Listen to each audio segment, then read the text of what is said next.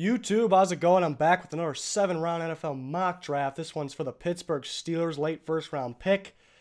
Don't forget, link in the description of the fan-voted mock draft. Still trying to get through that. The Bills trade slowed us down a little bit, but we're going to keep on going. So you guys go vote for the draft picks. Got plenty of options. But let's get on to the Steelers mock. Before I reveal my first-round pick, quarterback could be an option.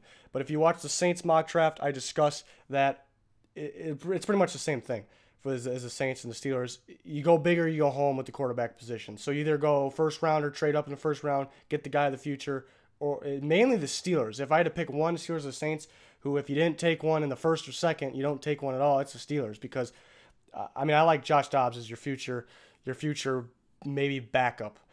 So you don't want to go get another one of those mid-round guys that are just going to be just as good as Dobbs, maybe a little better, maybe a little worse. You need to find your starter if you're going to find one. You could wait to next year's draft. So if you're going to get one, make sure you get one. So I didn't go with a quarterback maybe early here. I don't want to give anything away, what we got going. But let's just get into it. I got Malik Jefferson, linebacker, Texas. Some view him maybe as a second rounder. I don't think that's because of his talent. I think he's good. I think he's a late first-round talent. Could end up leading the league in tackles or being up there early on in his career. I think they're pretty much desperate for a linebacker, but I don't think it's too desperate drafting Malik Jefferson. I think it's you just kind of have to do it. I don't think you're going to find a guy like him. And the linebacker talent is good, but it's specific positions. The first round, it's good all over the place. So you got to get a first-round talent here, Malik Jefferson, to possibly take that Shazier position. They could go DB in the first. They could get the future quarterback in the first. They could go tight end in the first. But I went with Malik Jefferson. Second round, what do you know? Back-to-back Texas guys. Deshaun Elliott, the safety from Texas. I like Deshaun Elliott a lot. Not getting talked about enough. Very good at reading plays. You see him going across the field and making big plays, big stops all the time.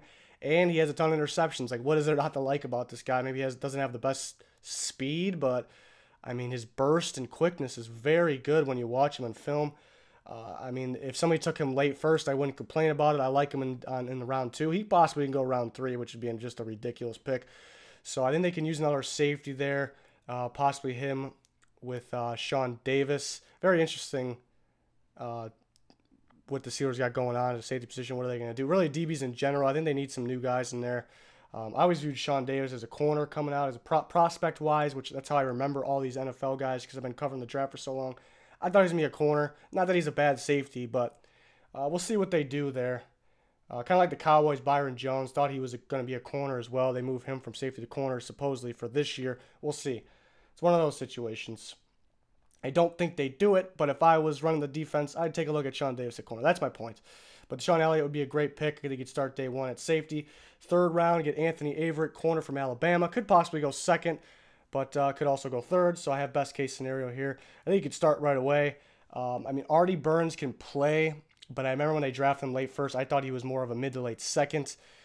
I'm not super high on him, but obviously I think he can play the position. I think Averett has a chance to be your best corner. Hayden doesn't have long left. So you're definitely going to use another corner, maybe earlier in this, but I think what we had so far, 1, 2, 3 here, looking pretty good for the future and for right now. On to round 5, Troy Fumagalli, tight end from Wisconsin. I think he's the Steelers type of tight end they need. I think he can do multiple things. Could possibly go round 4, best case round 5. We need to get a top-tier tight end in there for Steelers, so maybe they go earlier in this, but I think this guy can end up being a great pro. I can just see it. I can see a fit there with Pittsburgh. I think they'll like him a lot.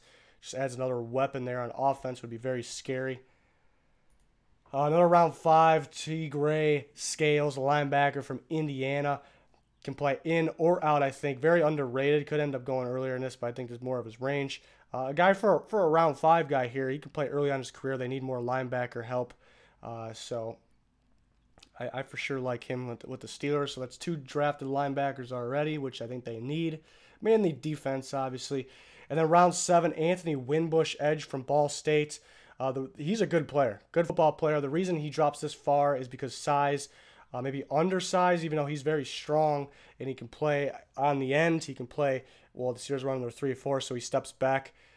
If they like Bud Dupree, which I know he hasn't lived up to his hype yet, but if they liked him, they're going to like Winbush, and getting him in round 7 is a risk you're willing to take. It's not really a risk. So I like Winbush being a depth guy for that 3-4 outside linebacker, competing for the future there. I like him a lot in the later rounds. And then last pick, John Atkins, D-tackle, Georgia, maybe overshadowed by the other talented Georgia guys. So he drops.